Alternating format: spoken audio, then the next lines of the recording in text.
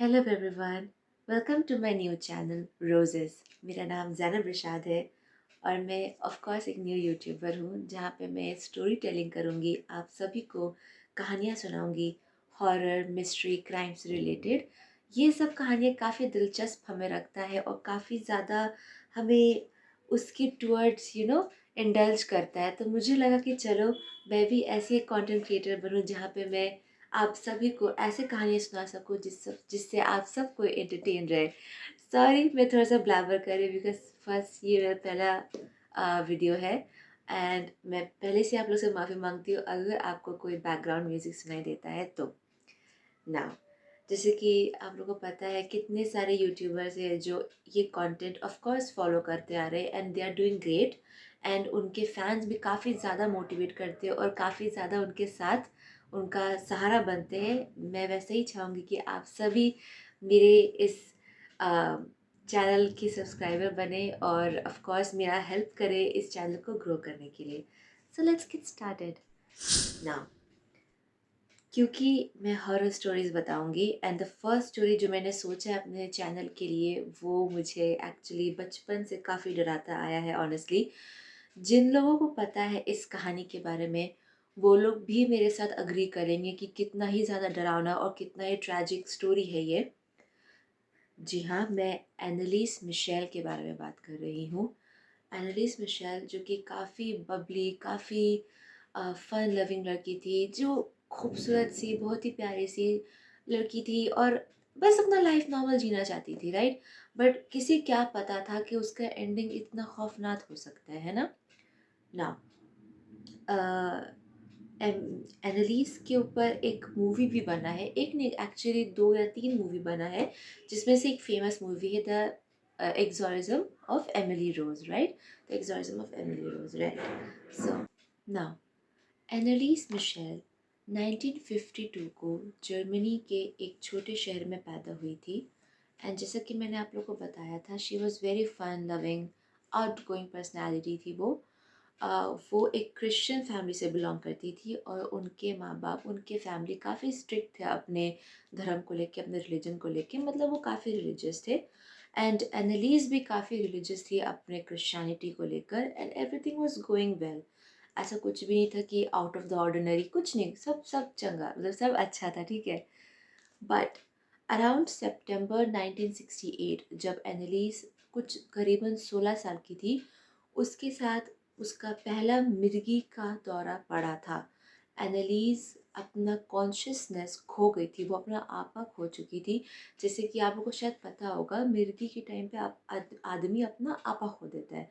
Same एनालीज के साथ हुआ और साथ ही साथ उसको अपने चेस्ट में काफ़ी प्रेशर सा फीलिंग आ था, काफ़ी टाइटनेस वाला फीलिंग आता, जैसे कभी कभी स्लीप पैरालिसिस में आता है ना, सेम टू सेम एनालिस के साथ हो रहा था। फर्स्ट टाइम जब ये इंसिडेंट हुआ वो शायद किसी को बता ही नहीं इसके बारे में और इस चीज़ को वो लेट गो कर दी। लेकिन कुछ 11 महीने के बाद एनालिस के साथ फिर से सेम दुर्घटना हुई, सेम टू सेम इवेंट हुआ, उसको फिर से एक मिर्गी का अटैक आया। पर इस बार वो अपनी मम्मा को बताई इसके बारे में और उनकी मम्मा ने सोचा कि हम उसको एक फैमिली डॉक्टर के पास दिखा लेते हैं। और फिर वहाँ से वो लोग एक न्यूरोलॉजिस्ट के पास जाते हैं जिनका नाम डॉक्टर लूथी रहता है और एनालिस का ब्रेन स्कैन किया जाता है, उसका टेस्ट किया जाता है, बट टेस्ट रिजल्ट्स में सब कुछ नॉर्मल आता है, एनालिस को ऐसा कुछ भी नहीं हुआ है। हो सकता था कि डॉक्टर ने ऐसा कहा कि हो सकता था ये एक फॉर्म ऑफ सीजर हुआ, वही मिर्गी फॉर्म ऑफ एक मिर्गी हुआ, बट उतना बड़ा कोई ये नहीं है क्योंकि रिजल्ट्स पर नॉर्मल। खैर, कुछ साल बीत चुके थे, कुछ 2 से 3 साल या पता नहीं कुछ साल बीत चुके थे, लेकिन इन सालों के दौरान बीच-बीच में एनालिस के साथ ये दुर्घटना हुई। ये 2-3 बार फिर हुआ, मिर्गी के अटैक फिर हुए। तो वो एक मेडिकेशन में भी आ गई थी ताकि शायद उसका जो मिर्गी का अटैक हो वो थोड़ा कम हो जाए। वो मेडिकेशंस भी ले रही थी, साथ ही साथ उसका ब्रेन स्कैन भी हुआ था। मगर उसका test results were again normal, ऐसा कुछ भी नहीं सिवियर था उसके साथ। लेकिन बात आता है अब स्प्रिंग के टाइम पे 1973 को, जब एनालिस का जो बिहेवियर था वो अब और ख़तरनाक होता चला गया। पहले तो एनालिस को मिर्गी के दौरे आ रहे थे, बट अब उसको आवाज़ें सुनाई दे रहे थे। जैसे कि वो अपने बेडरूम में थी तो उसको नॉक का आवाज़ आना, या फिर उसको कुछ अजीबो-गरीब आवाज़ आना जो उसको कह रहा है कि तुम जहन्नुम चली जाओ, तुम तबाह हो जाओ, मतलब कि उसको कर्स कर रहा है। ऐसे-ऐसे अजीबो-गरीब आवाज़ उसको आने लग गए। इस चीज़ से वो काफ़ी ज़्यादा घबरा गई और काफ़ी ज़्यादा परेशान हो गई कि मैं क्या करूँ, क्या नहीं करूँ। उसकी मम्मा ने भी नोटिस किया उसकी मम्मा वेरी सॉरी उसकी मम्मा ने भी नोटिस किया कि ओके, इसका बिहेवियर बहुत डिफरेंट होता जा रहा है। और उसने ये भी देखा, जैसे कि क्रिश्चियन लोग के घर में स्टैच्यूज़ होते हैं, राइट? जैसे कि जीसस क्राइस्ट के स्टैच्यूज़ होते हैं, वॉल पे रहते हैं, जो क्रॉस का साइन होता है और टेबल में भी रहता है। एनालीज के घर में भी कुछ वैसा ही था, है ना? बिकॉज ऑफ कोर्स वो क्रिश्चियन थी। तो उसने उसकी मम्मा ने नोटिस किया कि एनालीज उस स्टैच्यू को, उस क्रॉस को इस इंटेंसिटी से देख रही है, इस अग्रेशन से देख रही है कि उसके सारे जो आँख है वो काले होते चले गए। You will not believe, but हाँ, उसकी मॉम ने ये नोटिस किया कि एनालिस के आँख पूरे काले होते चले गए। यहाँ तक कि जो हमारा प्यूपिल होता है, जो धूप में जाओगे तो थोड़ा ऊपर नीचे हो जाएगा, जो डायलेट करेगा, एनालिस का भी कुछ इसी तरह उसका प्यूपिल बहुत ही अजीबोगरीब तरीके से डायलेट कर रहा था। ये चीज़ उसको काफ़ी डराती है कि इस लड़की को हो क्या रहा है। वो लोग इस चीज़ से थोड़ा सा परेशान हो रखे थे।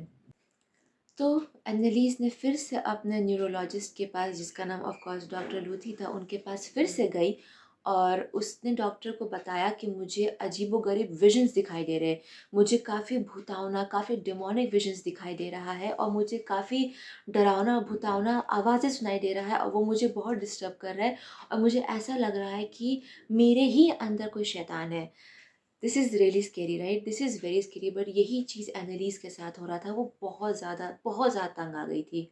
सबसे स्ट्रेंज पार्ट तो ये था कि एनालिस ने ये भी डॉक्टर लूथी को बताया था कि उसको रात के टाइम पे खासकर बहुत ही, मतलब कि एक जलने का बू आता है ना। ये थोड़ा सा स्केरी है मेरे लिए, बिकॉज हम लोग को पता है जैसे कि रात के टाइम पे अगर कुछ जलने का स्मेल आता है तो वो कहीं ना कहीं ऐसा इंडिकेट करता है कि शायद डीमंस हमारे आसपास है। तो इस वक्त क्या करना होता है कि हम लोग चुपचाप सो जाए, उसको ना टोके, क्योंकि उससे शायद कांटेक्ट बनता है, राइट? तो उसको ना टोके ना कुछ, चुपचाप आँख बंद करके सो जाए, इग्नोर करे, अपना प्रेयर कर ले इफ़ यू वांट टू, क्योंकि वो चीज़ फिर वो मतलब पार हो रहा होता है कुछ, मतलब I don't know, but it is something bad, like it's a bad energy. तो एनालिस ने भी ये बात डॉक्टर लूथी को बताया था। नाउ अब बात आता है जुलाई 1975 को। एनालिस का बिहेवियर और भी ज़्यादा बदतर हो गया।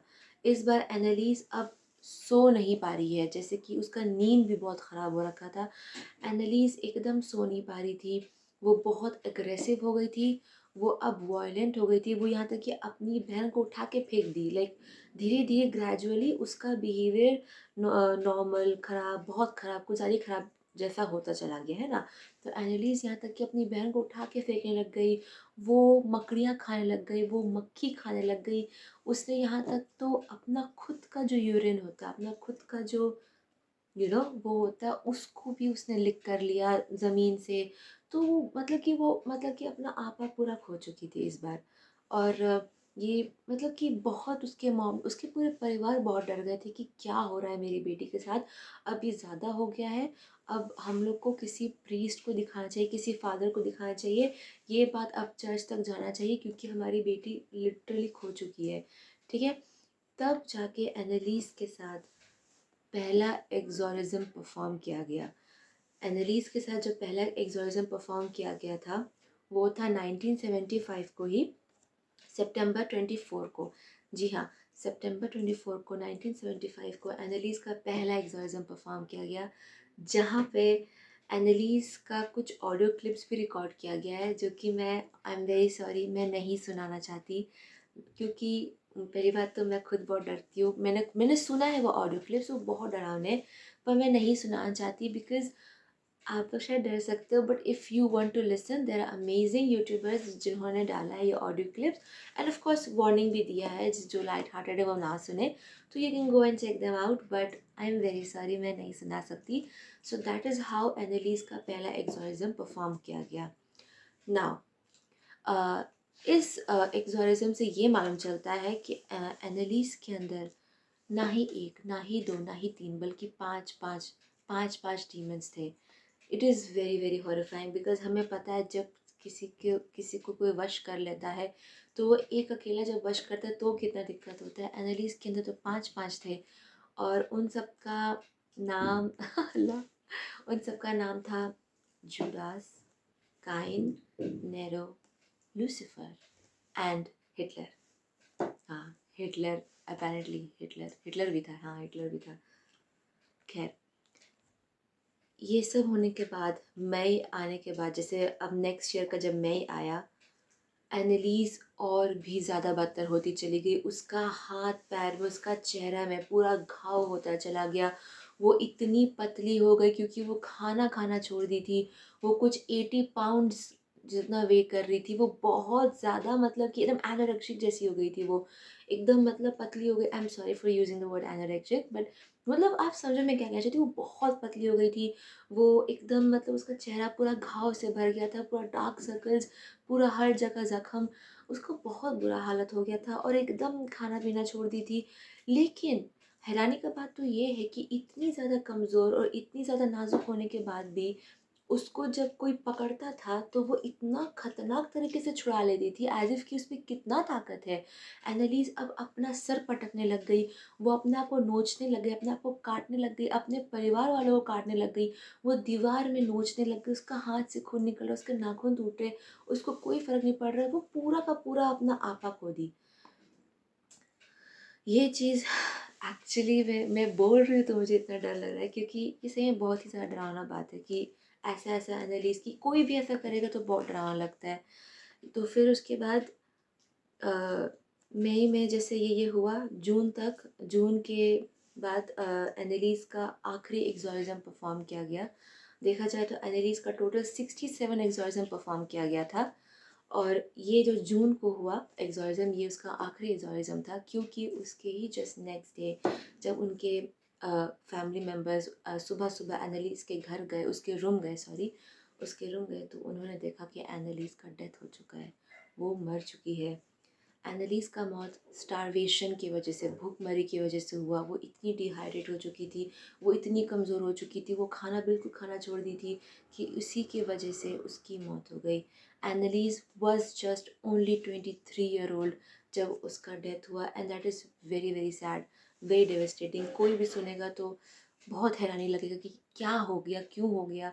तो यही बात है कि, और सबसे सैड पार्ट ये है ना कि एनालिस वॉज अराउंड 68 पाउंड्स जब उसका डेथ हुआ, और 67 एग्जॉर्सिज्म। एक तरफ से अगर आप देखो तो उसका सिर्फ उतना ही वेट रह के जितना बार उसका एग्जॉर्सिज्म हुआ। आप समझ रहे हो कितना दुख भरा कहानी है ये, कितना ख़राब कहानी है ये। मतलब कि इसलिए मेरा रोंगटा काँपता है कि बेचारे उस बच्चे के साथ क्या हुआ, इतना बुरा उसके साथ हुआ, सोच के ख़राब लगता है।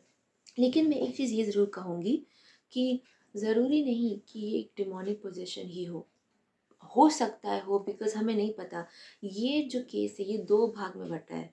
या तो सही में वो वश में थी, या फिर उसको schizophrenia, I am sorry for spelling it wrong, schizophrenia का प्रॉब्लम था। अगर आपको नहीं पता है स्किज़ोफ्रेनिया के बारे में, मुझे भी उतना कुछ नहीं पता, पर मुझे ये ज़रूर पता है कि कैसे एक इंसान को अजीबो-गरीब चीज़ें दिखाई देते हैं। भूत का शक्ल, जो इट वाला क्लाउन नहीं है उसका शक्ल, अजीबो-गरीब डायन का शक्ल, और अजीब-अजीब आवाज़ सुनाई देना, कोई भौंक रहा है उसके ऊपर, या कोई कर्स कर रहा है, कोई चिल्ला रहा है उसके ऊपर। ऐसे-ऐसे अजीबो-गरीब चीज़ें उनके साथ होना, उनका एकदम हाथ-पैर अजीब सा हरकत करना, बिकॉज़ वो बहुत ज़्यादा मेंटली डिस्टर्ब रहते हैं, राइट? तो ये भी उसका एक सिम्पटम है। किसे क्या पता कि एनालिस को एक्चुअली वो बीमारी था, क्योंकि अ, ये भी सुना गया है कि एनालिस को एक बार भी हॉस्पिटल लेके नहीं ले जाया गया। हाँ, वो स्टार्टिंग में ज़रूर जाती थी हॉस्पिटल, लेकिन ऐसे स्टेज में वो एक बार भी हॉस्पिटल नहीं गई, बिकॉज़ वो मना करती थी कि मुझे हॉस्पिटल नहीं जाना है। तो ये भी हो सकता है कि शायद ये एक मेंटल इलनेस का केस हो, और इसको एक डेमोनिक केस बोल के रफ़ा-दफ़ा कर दिया हो, क्योंकि इसमें प्रीस्ट, फादर, ये सब इन्वॉल्व थे। बट हमें नहीं पता कि इसका रियलिटी क्या है, which is very sad. And इसी के साथ मेरा फर्स्ट स्टोरी ख़त्म होता है guys. And I know it's very tragic, I know it's very sad, but I hope कि आप लोग एंड तक मेरे साथ ये कहानी सुने होंगे। और प्लीज़ आप लोग भी सेफली रहो, and be happy and be well. And if even if you have any sort of mental illness, do not be शाई अबाउट इट। मत उस चीज़ को लेके आप शर्म कीजिए कि मुझे कुछ है कुछ नहीं है। आप अपने पेरेंट्स से या अपने फ्रेंड से बात कीजिए इसके बारे में, and do let your doctors know because it is very helpful. मैं खुद एंगजाइटी से गुजरती तो आई अंडरस्टैंड कि कितना हेडेक टाइप का हो जाता है ये सब चीज़। तो प्लीज़ आप never feel कि you're alone, right? And also thank you so much for sticking around. Thank you very very much. Please इस वीडियो को लाइक कीजिएगा, सब्सक्राइब कीजिएगा, एंड प्लीज़ अपने फ्रेंड्स को शेयर कीजिएगा जिनको हॉरर स्टोरीज बहुत पसंद है। आप अपने फैमिली मेम्बर्स को भी कर सकते हैं। And I am very sorry अगर मैंने कोई ऐसा टर्म यूज़ किया हो जो कि ऑफेंसिव हो सकता है, and I am very sorry अगर कोई बैकग्राउंड म्यूजिक आपको सुनाई दे रहा, because I am sorry, I don't have much equipments. Alright, मैं आपको नेक्स्ट वीडियो में मिलूंगी because I am going to bring out more amazing contents. Thank you very much, bye bye.